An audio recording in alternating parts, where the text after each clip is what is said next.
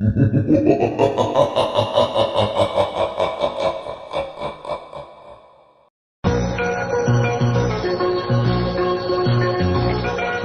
3, en la cadena SER, con Iker Jiménez.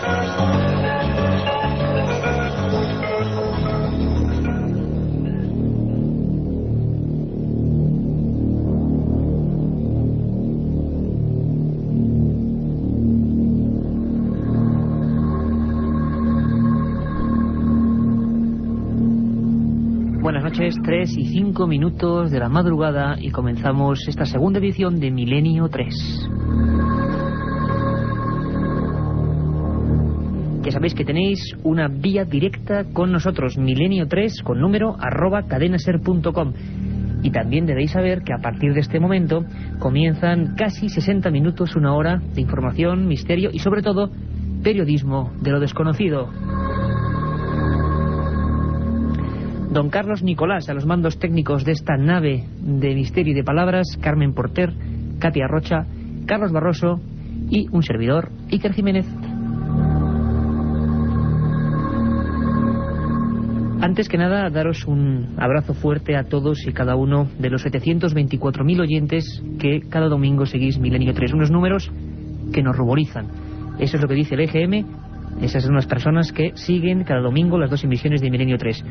Para nosotros son 724.000 responsabilidades. Pero pasemos directamente al misterio, a lo insólito, porque ha habido y mucho esta semana. Ha habido un asunto que ha centrado toda nuestra atención. Yo quiero que escuchéis bien todos, porque pocas veces escucha a un policía que ha visto un ovni, objeto volante identificado. Y pocas veces se le escucha cuando además ha sido parte de su patrulla la que ha asistido a ese acontecimiento. Y además, os aseguro que hay sorpresas fuertes. Muchas más personas parece que han visto objetos extraños en el cielo en la última semana, coincidiendo con aquella historia que contábamos hace ahora 7 días.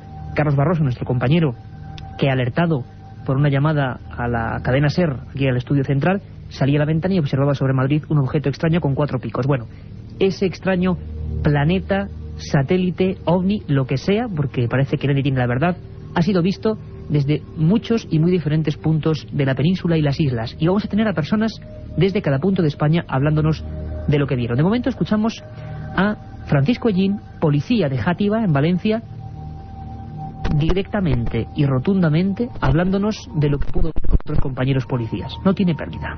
Hay una patrulla de policía que está ejerciendo sus labores propias de patrullaje y ven algo en el cielo que les llama la atención porque era algo que no habían visto nunca. Entonces me llaman por la emisora del vehículo y cuando voy pues me doy cuenta de que cuando veo aquello que no es el planeta, que no es aquello, es un objeto, estaba bastante alto.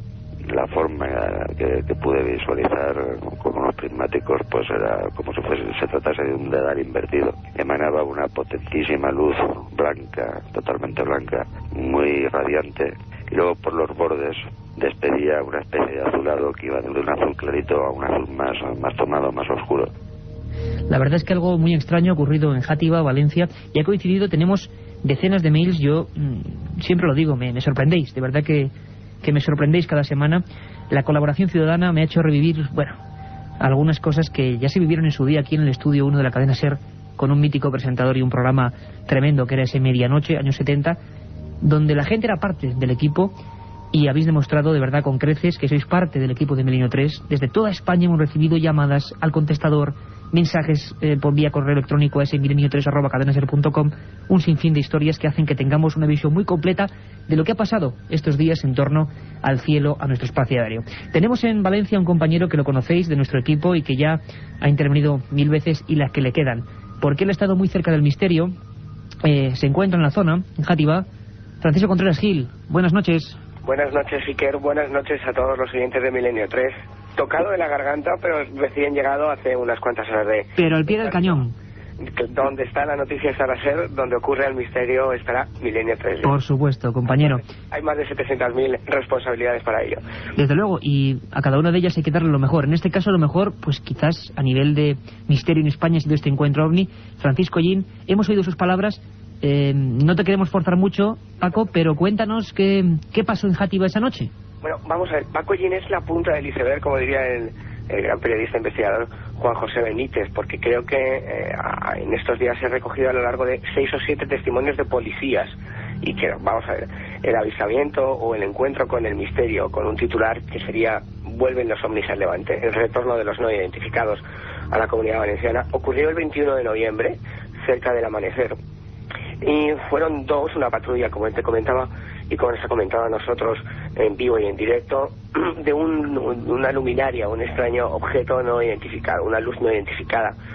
A él le llaman a base, y es cuando puede observar por esos prismáticos todo lo que pasa. Hay más testigos de ese avistamiento que estamos ahora tocando y con los que estamos hablando. Ya daremos cumplida información a través de Milenio 3, pero curiosamente desde otra localidad muy cercana a Játiva, bueno, entre comillas, que es Oliva, otros 4 policías que estaban fuera de servicio logran filmar ese objeto que algunos, entre comillas, han especulado con que fuera la estación internacional, de lo cual si quieres hablaremos un poquito más tarde. Francisco, vamos a escuchar una cosa que es importante, creo, para que la gente se haga todavía, sea más consciente de lo que se vio, de lo que se pudo filmar días después en una región muy cercana. Tendremos al testigo, al hombre que filmó ese objeto, varios objetos, es lo curioso, varios objetos, pero Francisco Allín, como tú decías, ha sido el epicentro, digamos, la noticia que ha saltado como un resorte en los medios de Levante, y nos hablaba no solo de ese aspecto de dedal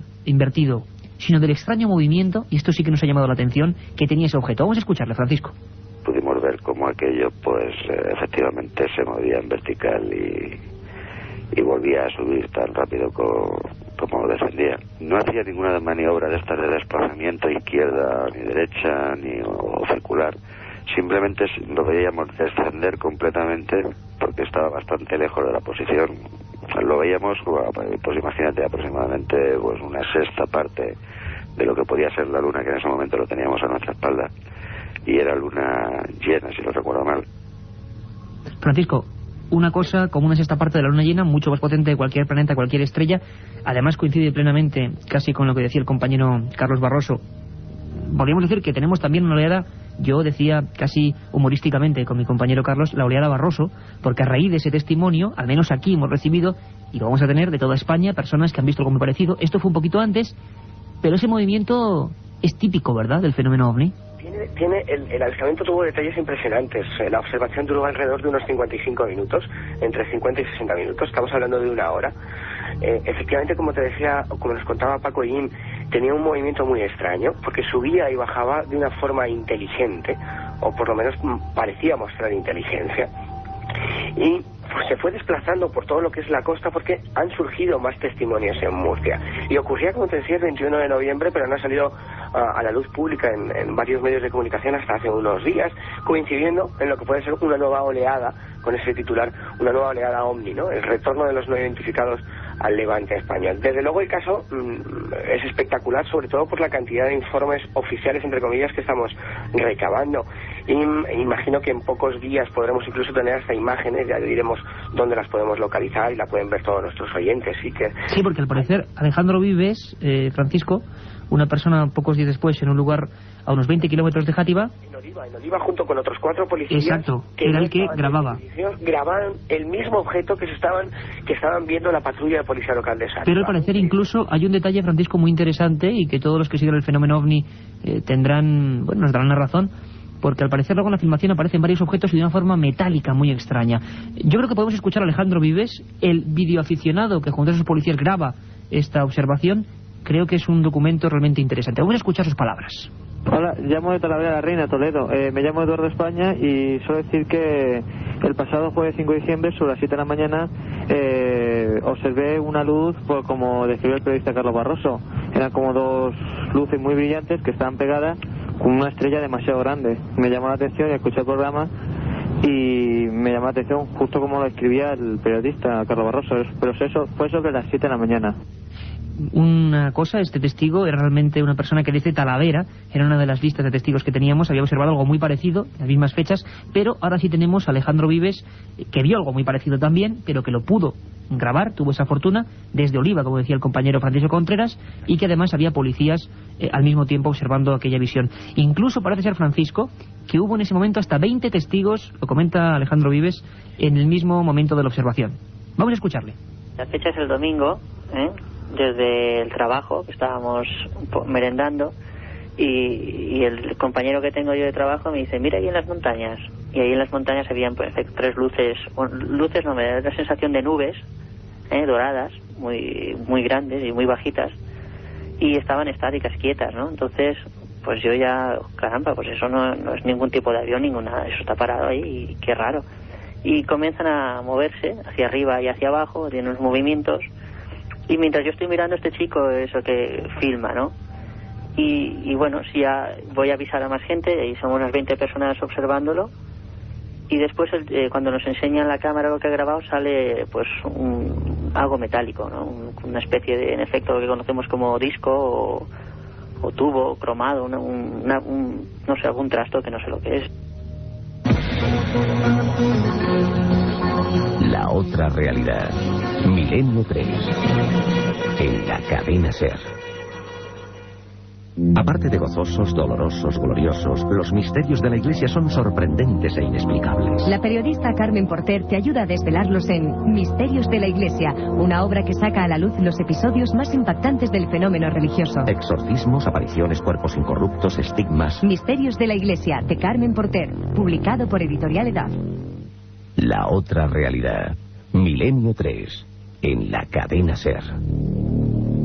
Después de estos consejos publicitarios, seguimos con la increíble oleada ovni, aparentemente, que ha asolado parte de España, que comenzó en esa región de Levante, que se prolongó, al parecer, con varios testimonios sobre Madrid, de los que dábamos buena cuenta, y que nos han inundado el correo electrónico, hay que decirlo, decenas de personas que han visto algo muy parecido, desde Zaragoza, desde Barcelona, desde Málaga, desde Almería, desde Talavera, como escuchábamos antes.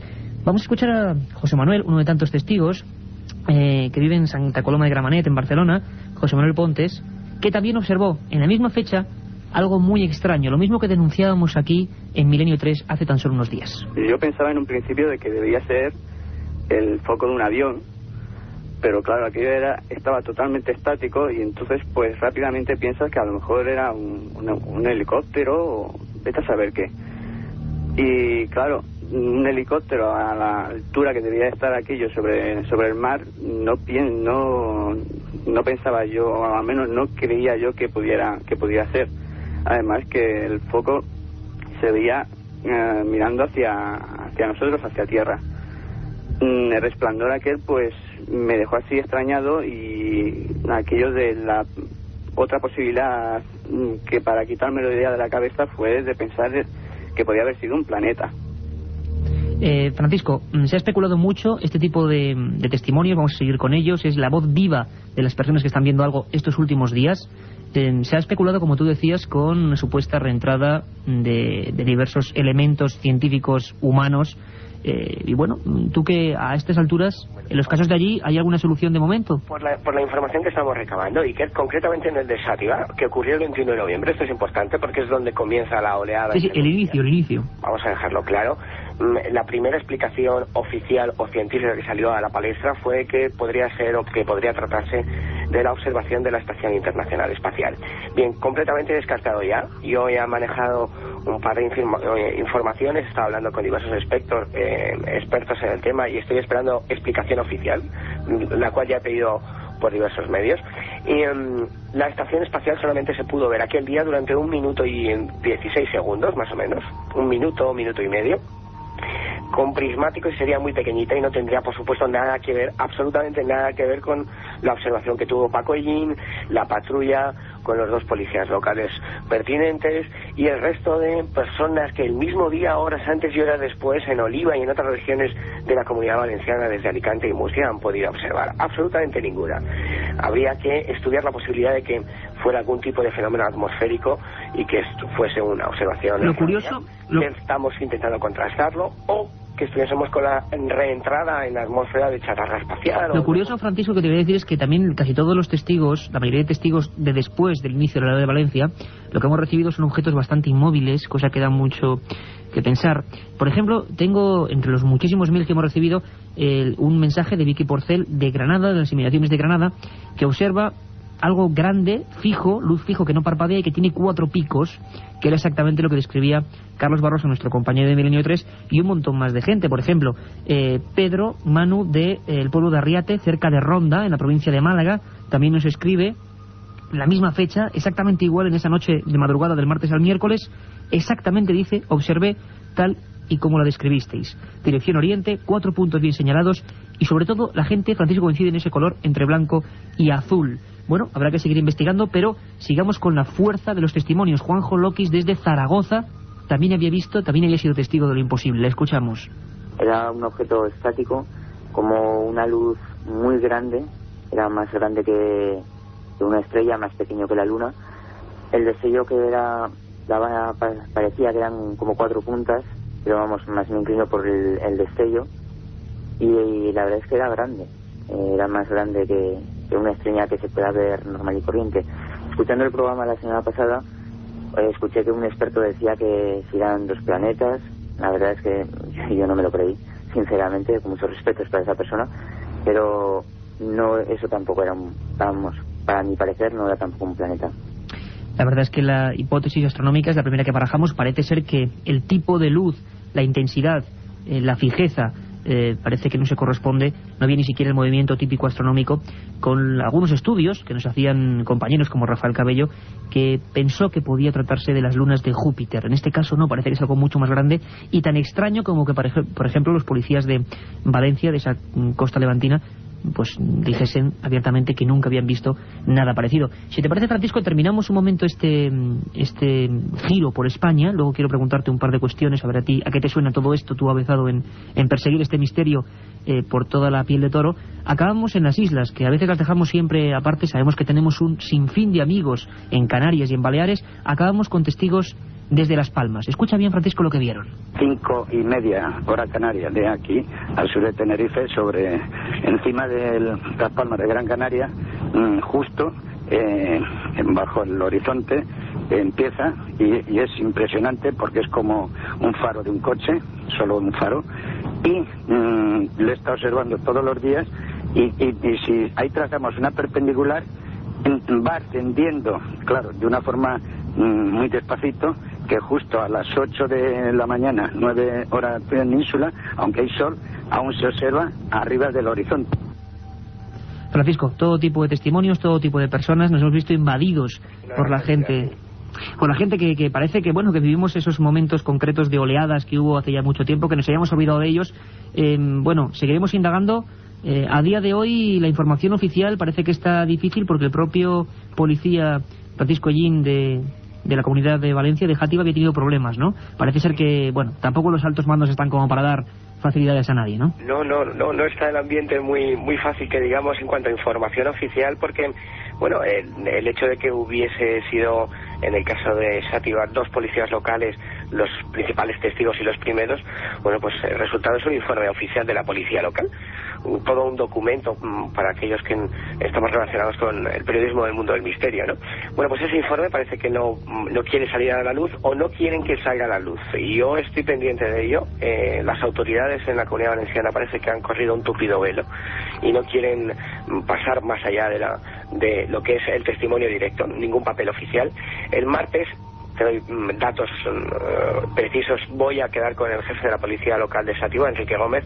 Vamos a ver qué pasa en ese encuentro, y espero que la semana que viene, sin falta, todos los oyentes de Milenio 3 tengan la narración en directo de ese atestado oficial de la policía local, en la que se describe como 2 agentes, 2 miembros de las fuerzas de seguridad del Estado, ven lo imposible: el retorno de los no identificados a la Comunidad Valenciana y al resto de España, por lo que parece desde el 21 de noviembre. Francisco, Talavera, Málaga, Zaragoza, Ronda, Barcelona, Madrid, Almería. Bueno, nos hemos visto un poco sobrepasados. Seguiremos investigando, compañero, y allí donde tú estás, que se ha producido el caso, vamos a decirlo así, incluso con una evidencia gráfica, una filmación, esperamos toda tu información. De momento los ovnis, como tú has dicho, parece que vuelven, que regresan. Un abrazo fuerte, compañero. Otro, Iker.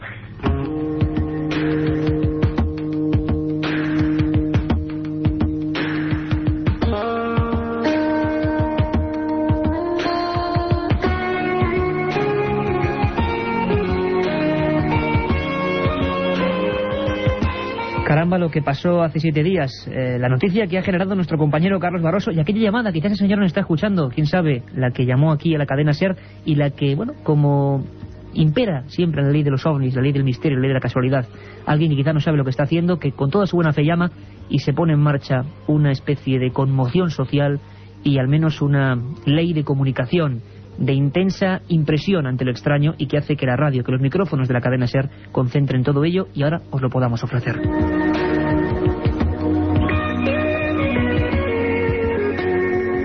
Ajetreado 16 de diciembre que ya hemos comenzado, Carmen Porter, han pasado muchas más cosas en días con estos dígitos, ¿verdad? Pues sí, Iker, buenas madrugadas a ti y a todos los oyentes. Tal día como hoy, un 16 de diciembre, en 1485, nació Catalina de Aragón, reina de Inglaterra e hija de los reyes católicos. Varios siglos más tarde, concretamente en 1770, nace el compositor alemán Ludwig von Beethoven. En 1857, un terremoto causa la muerte de más de 13.000 personas en Nápoles. En 1877 se realiza en Barcelona la primera comunicación telefónica en España.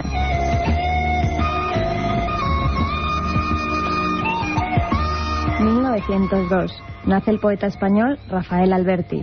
Varios años más tarde, en 1914, Egipto se convierte en protectorado del Reino Unido por decisión de este último país. En 1942 se crea en Madrid El Nodo, noticiarios y documentales cinematográficos. 1957, lanzamiento satisfactorio del primer misil intercontinental estadounidense, el Atlas. Y ya en 1999, entre 20.000 y 50.000 personas mueren y más de 400.000 resultan damnificadas por las lluvias en Venezuela, especialmente en los estados de Vargas y Distrito Federal.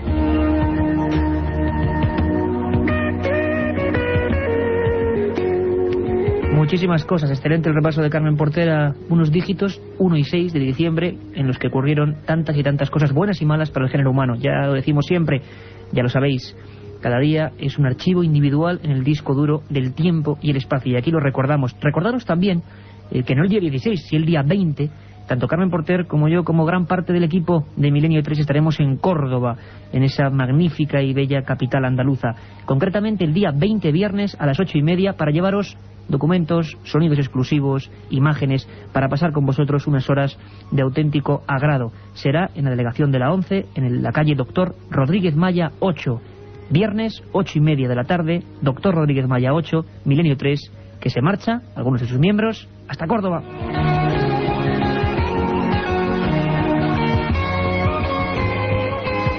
Hemos empezado el programa con un ajetreo tremendo, con una cosa que a mí me pone la sangre a 100, que es el testimonio vivo de las personas que han visto el misterio. Y hoy nos vamos a un misterio todavía más profundo.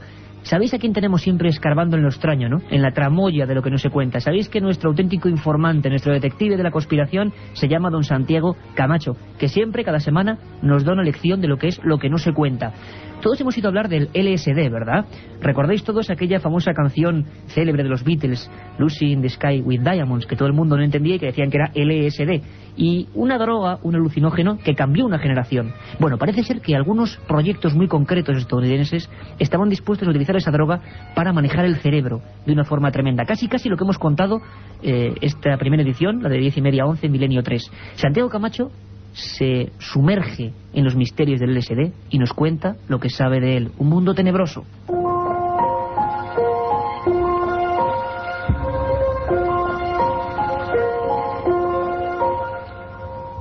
El LSD fue inventado en Suiza por el doctor Albert Hofmann, de los prestigiosos laboratorios Sandoz. Pero su extensión como droga por todo el planeta, en especial durante la década de los 60, no fue en absoluto algo casual, sino que tras ella se encontraba en todo momento el interés, la mano oscura de la CIA, la Central de Inteligencia Americana.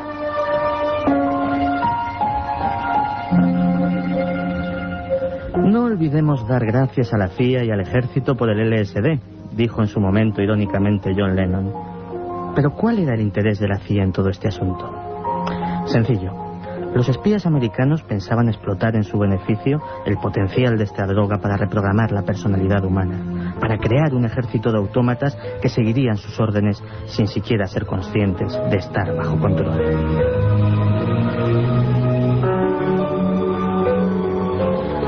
Con este este propósito, psiquiatras a sueldo de la agencia, como el doctor Ewen Cameron, llevaron a cabo con sus pacientes atroces experimentos que en nada desmerecían los de los nazis en los campos de exterminio. Por otro lado, prostitutas entrenadas por la CIA se dedicaban a drogar a sus clientes para tomar buena nota de los efectos que la sustancia producía en los ciudadanos comunes.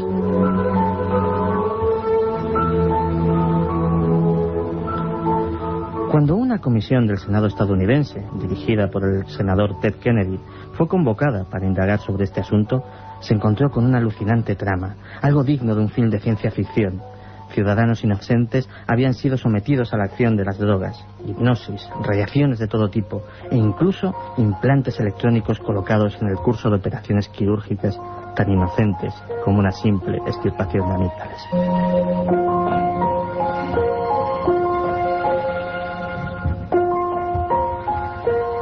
Los senadores terminaron descubriendo que el propósito que se escondía tras todo este despliegue no era otro que la creación de cierto número de asesinos programados, listos para ser activados en cualquier momento, pero que, mientras tanto, incluso ellos mismos desconocían su propia naturaleza y misión, llevando vidas corrientes, como amas de casa, como vendedores de helados, como ejecutivos.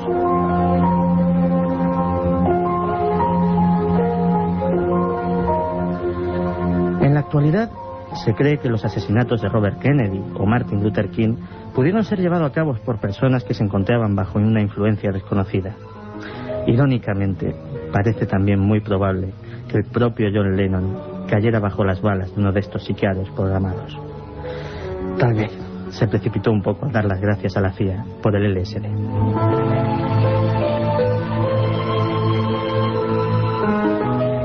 Un viaje en busca del misterio. Milenio 3, en la SER.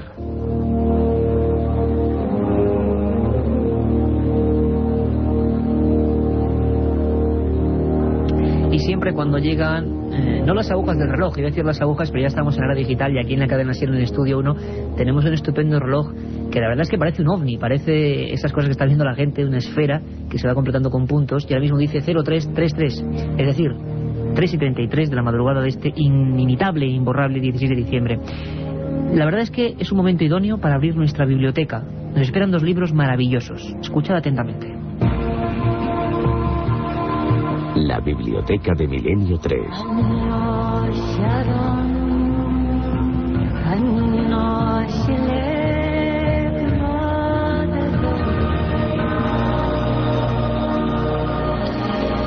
Nuestra biblioteca, Carmen, la acabamos de abrir. Siempre elegimos una obra que podéis encontrar en cualquier librería. Somos amantes de la lectura y sobre todo pedimos, por favor, que la gente lea. Es la única forma no solo de investigar o meterse en este mundo, sino de meterse en el mundo en general, de saber.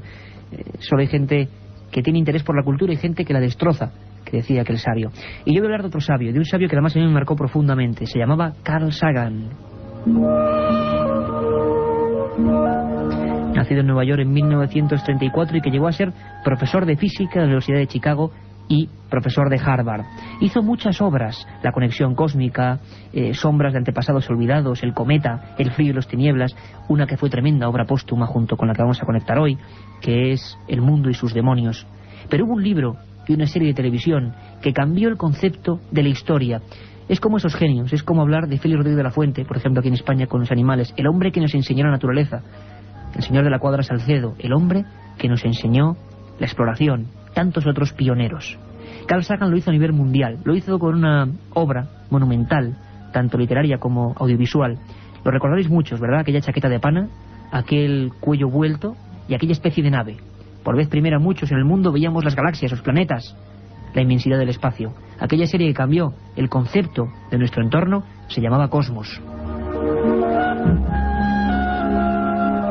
Carl Sagan, por desgracia, un gran científico, un gran divulgador. Por eso lo criticaban muchos, porque hacía que la ciencia no fuese obtusa, no fuese inteligible, llegase a la gente. Se convirtió para muchos también en un hereje. Quizá el éxito, la envidia, hace muchas cosas de ese tipo. Carl Sagan hizo un libro que tengo en mi mano, que he editado Punto de Lectura, que se llama Miles de millones, y se subtitula Reflexiones sobre la vida y el universo. Un libro sensacional, excepcional, con la forma de escribir del amigo Carl Sagan, capaz de de hacernos fácil lo más difícil. Yo recuerdo una imagen, igual muchos la recordáis. Carl Sagan, aquellos años 70 finales, cogía un folio, lo viraba de canto, te lo enseñaba y decía que ahí cabían 100.000 átomos puestos uno contra el otro en una fila india. O cogía una pizarra y te hablaba del Global Plex, el número más grande de la historia, algo así como el trillón de trillones, lo que se calculaba que era las galaxias que había en el universo. Un homenaje bien merecido, punto de lectura, miles de millones, reflexiones póstumas, además su último libro sobre la vida y el universo se publicó después de muerto. Carl Sagan, una auténtica joya para todos aquellos que quieran mirar hacia arriba y ver más allá. Y Carmen Porter nos trae un clásico entre los clásicos. Pues sí, esta noche traemos Voces sin rostro. El autor, el profesor Sinesio Darnell. Sinesio Darnell, entre otras cosas, es químico industrial, es técnico en microbiología, también es miembro, por méritos, de la Sociedad Española de Microbiología y de otras entidades científicas. Ahí es nada, Iker. Un auténtico estudioso, un auténtico científico que se metió en un mundo extraño, en el de las voces sin rostro. En el de las voces sin rostro. Y muchos oyentes se preguntarán por qué este título de Voces sin rostro. El mismo Sinesio, en su libro, nos lo explica y nos dice: ¿sabe usted qué misteriosas voces nos llegan desde otras dimensiones? ¿Quién nos llama y desde dónde? ¿Son seres de otra dimensión? ¿Nuestro yo perdurable? ¿O una emisión telepática e inconsciente surgida de las más profundas regiones de nuestro cerebro? Sea lo que sea, el misterio, el hecho es apasionante. Las voces nos llaman por nuestro nombre y en ocasiones nos advierten de peligros. Voces de mujer, de hombres y de niños, no perceptibles, que como fantasmas acústicos quedan grabadas en nuestras cintas magnetofónicas. Son voces sin rostro. Como ya habrán adivinado nuestros oyentes, estamos hablando de las psicofonías. Eso que tanto gusta, Carmen, a los oyentes, ¿verdad? Siempre nos lo piden. Sí, siempre nos lo piden y, como tú dices, haremos un especial sobre psicofonías. Este fenómeno, Darnell lo define del siguiente modo: la psicofonía es aquel fenómeno por el cual aparecen registradas sobre cintas magnetofónicas voces y músicas que están fuera de nuestro abanico auditivo. En el libro, el autor nos habla del inicio de las psicofonías, de cómo Friedrich Jürgenson descubrió en el verano de 1959 que unas voces habían quedado grabadas inexplicablemente en una cinta que él dejó en un bosque de Suecia. En realidad, Jürgenson pretendía grabar el canto del mirlo o del pinzón, pero cuando escuchó la cinta se encontró con la voz de su madre, que le llamaba. Lo malo de esto, Iker, es que la madre de Friedrich llevaba varios años muerta.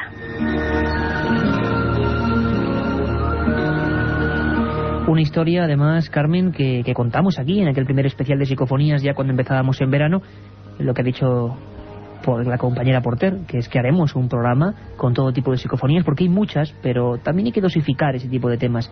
Lo que es cierto es que lo que tienes en tus manos, que es una especie de cara casi cadavérica y una especie de ondas, esas letras rojas, Voces sin rostro, se editó a final de los años 70 y se convirtió... Concretamente, Iker, en 1979. En el 79. Ediciones Petronio. Petronio, una editorial que, bueno, prácticamente ya desconocida. Voces sin rostro, profesor Sinesio Darnell, tuvo un mérito: el primer libro en castellano que hablaba de un fenómeno que ya es mundial, la psicofonía.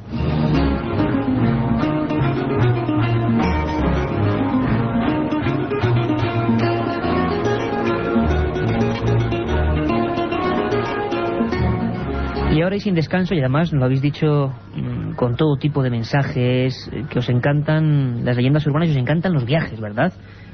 Carlos Barroso, siempre dispuesto a sorprendernos, se ha marchado a otro lugar, a un lugar maravilloso. Dicen que el más remoto del mundo. ¿Verdad que muchos habéis escuchado alguna vez hablar de los moais de la isla de Pascua?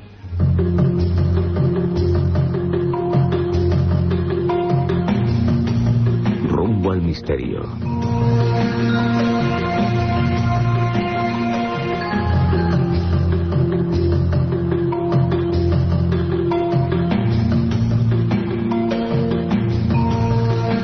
Hace 2,5 millones de años, profundos cambios geológicos y erupciones volcánicas dieron origen a la enigmática isla de Pascua.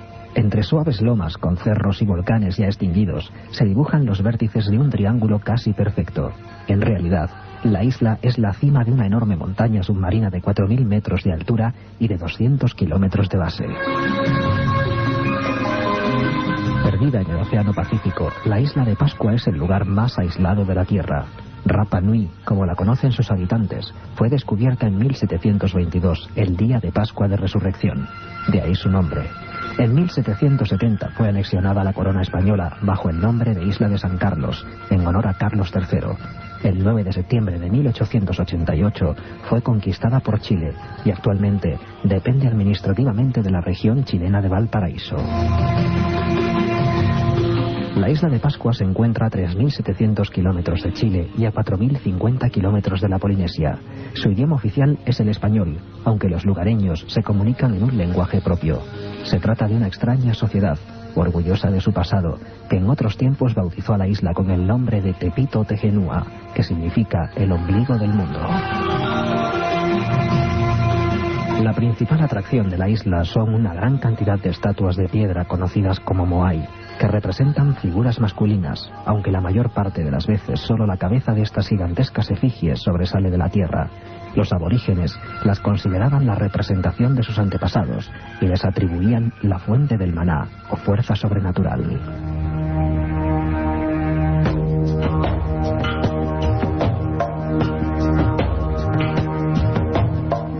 Los moai eran extraídos de la piedra volcánica del Rano Raraku. Todavía es posible contemplar cerca de 300 estatuas inacabadas. Los moai podían ser trasladados a lo largo de varios kilómetros hasta su lugar de ubicación. Tienen sombreros rojos, realizados con piedra de otra cantera, y antiguamente disponían de trozos de coral en sus ojos. Curiosamente, todos miran hacia el interior de la isla y no hacia el mar. Los historiadores y arqueólogos han intentado demostrar la manera en la que los pobladores de la isla de Pascua pusieron en pie estos enormes monumentos. Cuenta la leyenda que los primeros pobladores llegaron a la isla en el siglo IV siguiendo a su rey Otumatua. Este pueblo, al parecer proveniente de las Islas Marquesas, poseía una escritura propia, la única en Oceanía que aún no ha sido descifrada. Sus signos suelen reproducirse en los rongo rongo, unas tablillas de madera que se venden como recuerdo a los turistas. Rapa Nui dispone de una rica gastronomía local basada en langostas, rape rape, el curanto, un cocido que se prepara sobre piedras calientes en el suelo, y el camote, una raíz dulce originaria de Sudamérica. Algunos investigadores lo consideran la demostración de que fueron culturas preincaicas las que colonizaron la Polinesia y más tarde lugares bastante más alejados como la isla de Pascua. Entre los límites de un extenso parque natural se encuentra la mayoría de sitios con atractivo cultural o arqueológico, como Gorongo, un antiguo centro ceremonial asomado al cráter del volcán Ranokau. Es un hermoso lugar con una impresionante vista del Pacífico. La isla no tiene ríos, así que los cráteres de los 3 volcanes inactivos se han convertido en gigantescos depósitos de agua de los que se abastece la población. Cerca de la playa de Anaquena hay una piedra misteriosa, perfectamente redondeada, de la que se dice que está cargada de energía. Todo esto, unido a las costumbres, la flora y la fauna exclusivas en la isla, hacen de Rapa Nui un lugar único en el mundo y un extraordinario museo al aire libre.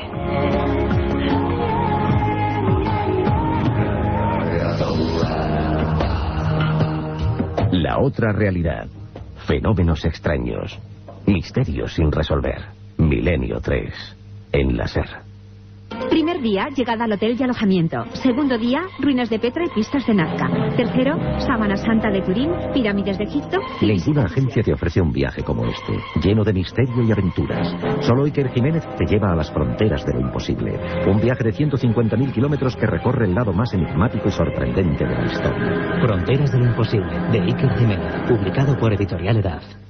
Un viaje en busca del misterio. Milenio 3. En la SER. milenio3@cadenaser.com, milenio3@cadenaser.com. Hay ese contestador al que mucha gente ha llamado para dar su testimonio de los ovnis. 532-4532, 532-4532 con el 91 delante. Ahí podéis dejarnos sugerencias, testimonios, experiencias personales. Siempre hay una sección muy importante, por cierto, que luego al final con los mails en la última recta daremos una serie de datos y los ganadores de ese libro Fronteras de lo Imposible, que sorteamos la semana pasada. Siempre hay una sección que le tenemos mucho cariño, que se llama Pregunta al Oyente, porque siempre estamos a vuestra disposición. Había un mail muy especial, ¿verdad, Carmen? Pues sí, un mail que nos mandaba Trinidad Vela. Nos dice: hola, soy un asiduo oyente de vuestro programa. Primero, felicitaros por el buen trabajo que realizáis. Y segundo, quería pediros que hablaseis de las últimas informaciones que tengáis sobre el chupacabras. Gracias por hacernos pasar un buen rato cada domingo. Bueno, esa es nuestra misión, el chupacabras. Se hizo muy célebre ese término, se deformó mucho la información, pero a Trinidad y a todos los amigos que les gusta el misterio, vamos a hablarles, y yo muy personalmente, porque viví esos casos, de los últimos informes de extraños ataques que podrían identificarse con ese llamado chupacabras, no está muy claro, en España. Es nuestra sección de Pregunta al Oyente y nosotros, con los datos en la mano, intentamos responder. Prestad atención.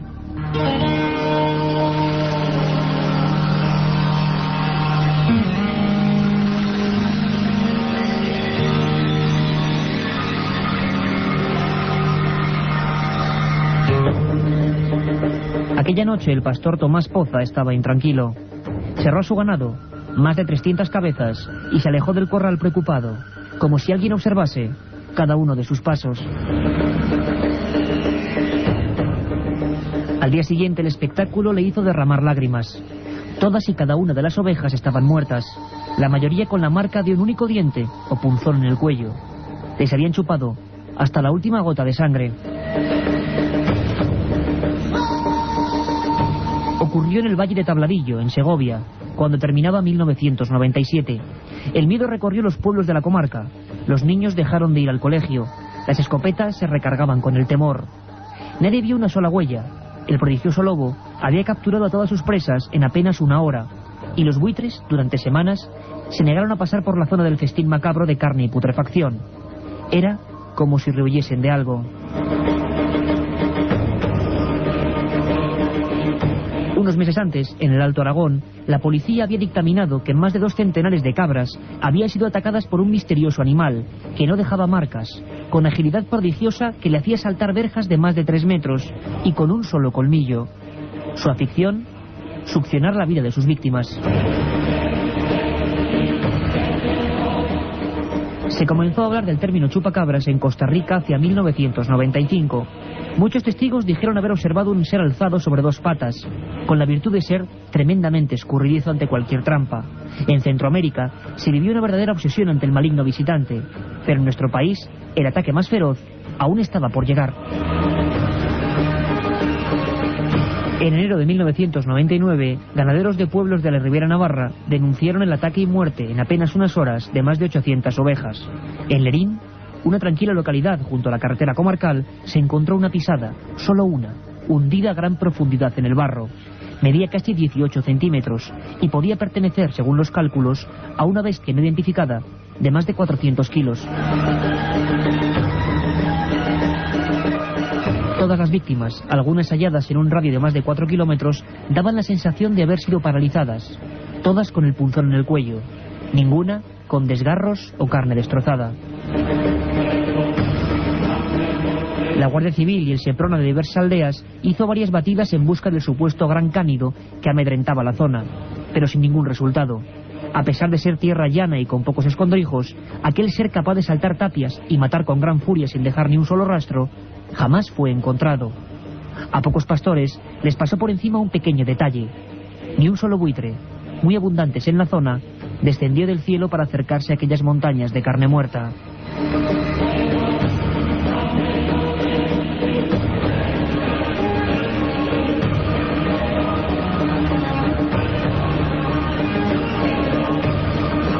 Un viaje en busca del misterio. Milenio 3, en la SER. Ya lo sabéis, pregunta al oyente y nosotros intentamos responder, como periodistas que somos, con todos los datos. Quizá no dar la verdad, porque la verdad absoluta creemos que no existe, pero dar todos los datos para que lo tengáis a vuestra disposición. Y ya sin más preámbulo, cuando son las 4 menos 10 de la madrugada, vamos con una semana, como decíamos, repleta de informaciones. Es el informativo que siempre nos traen fresco, vivo y coleando Carmen Porter y Carlos Barroso.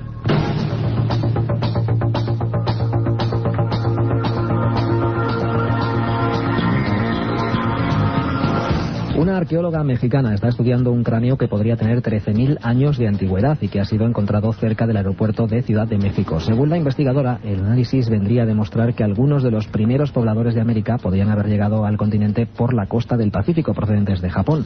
Se cree que este cráneo es el más antiguo descubierto en el continente americano, lo que despojaría a Brasil del récord que ostentaba hasta el momento. Enseguida nos vamos a México, pero antes avanzamos otras noticias en titulares con Carmen Porter.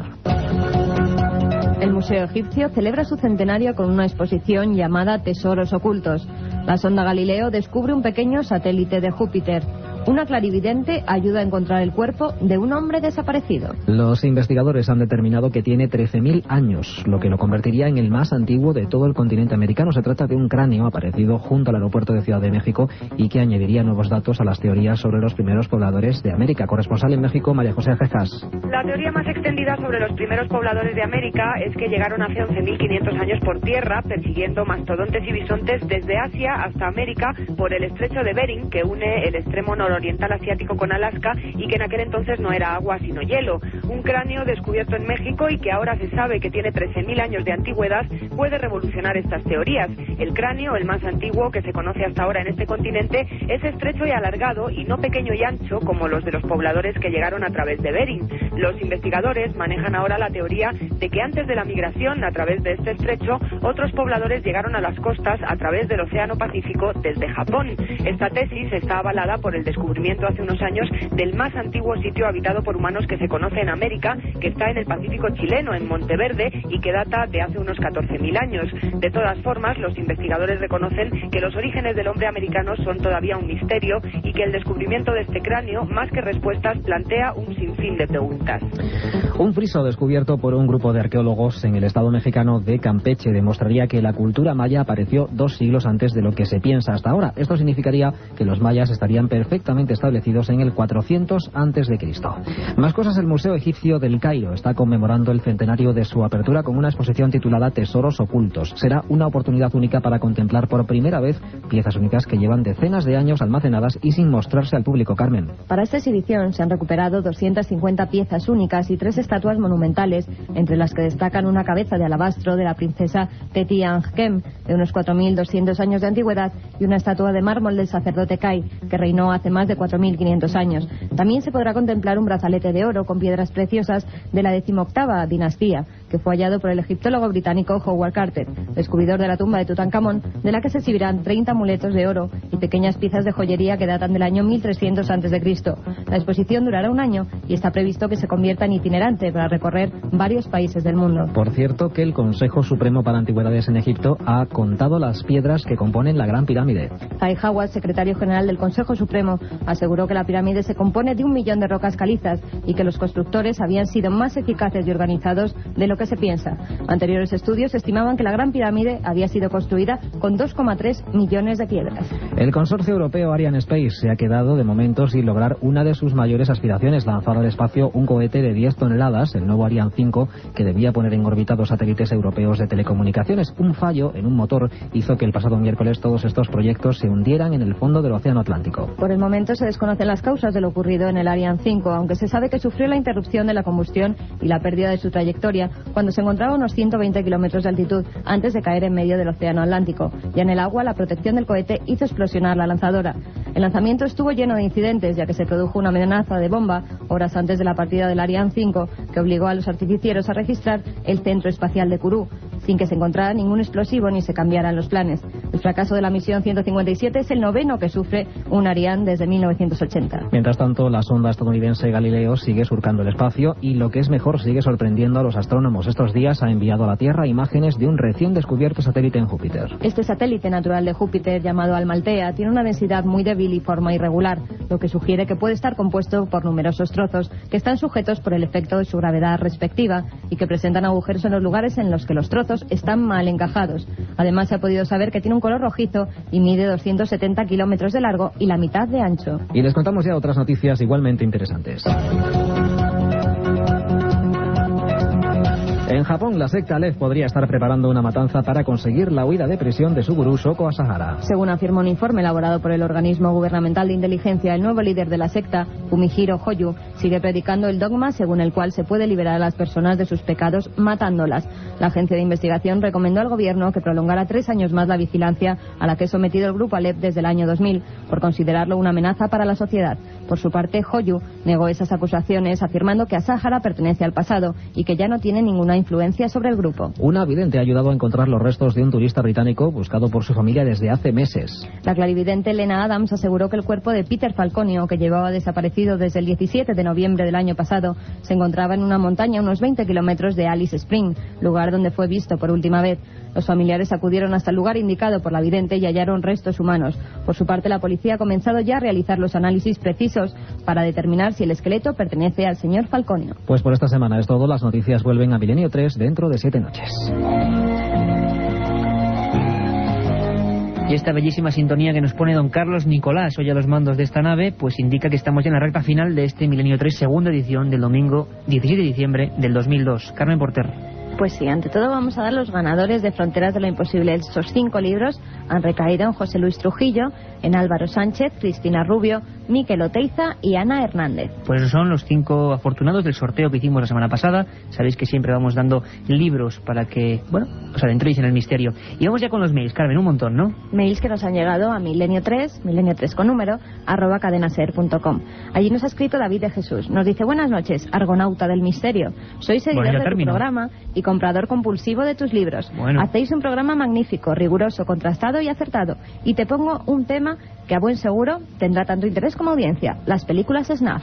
Sí, hombre, con tanto, ¿cómo decirte? Con tanta alabanza y de repente que nos digas las películas snuff, nos has dejado un poco fríos.